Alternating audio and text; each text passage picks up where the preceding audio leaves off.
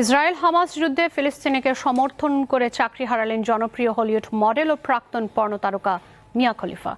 এ নিয়ে social media চলছে tweet পাল্টা টুইট।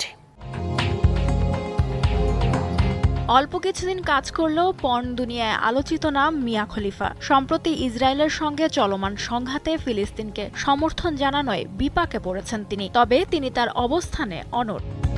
এরই মধ্যে দুটি ব্যবসায়িক চুক্তি হাতছাড়া হয়েছে প্রাক্তন পর্ন তারকা মিয়া খলিফার। রেডিও সঞ্চালক এবং বিখ্যাত কানাডিয়ান সম্প্রচারক টড শাপিরোর সঙ্গে মিয়ার পডকাস্ট চুক্তি হওয়ার কথা ছিল। গত শনিবার থেকে উত্তপ্ত পরিস্থিতি মধ্যপ্রাচ্যের দুই দেশ ইসরায়েল ও ফিলিস্তিনে। সংঘাতে প্রাণ হারিয়েছেন দুই দেশের বহু মানুষ। এ ঘটনায় ফিলিস্তিনের স্বাধীনতাকামী যোদ্ধাদের পক্ষে এই পর্ন তারকা মিয়া খলিফা। এই অজুহাতে তার সঙ্গে সব সম্পর্ক ভেঙে ব্যবসায়িক চুক্তিটি বাতিল করেছেন কমেডিয়ান টড শাপিরো। মিয়া টুইট করেছেন, ফিলিস্তিনের অবস্থা দেখে যদি তাদের সমর্থন না করা হয় তার অর্থ হলো ইসরায়েলের বর্ণবাদকে সমর্থন করা। তবে মিয়া তার আরেক টুইটে জানিয়েছেন, তিনি তার বক্তব্য দিয়ে কোনো সংঘাত উস্কে দিতে চান না, বরং তিনি ফিলিস্তিনের স্বাধীনতা যুদ্ধে শুধু নিজের অবস্থান স্পষ্ট করেছেন।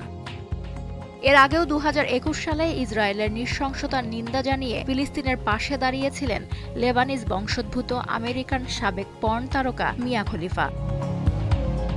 লুৎফা ফৌজিয়া, দীপ্ত, বার্তাকক্ষ।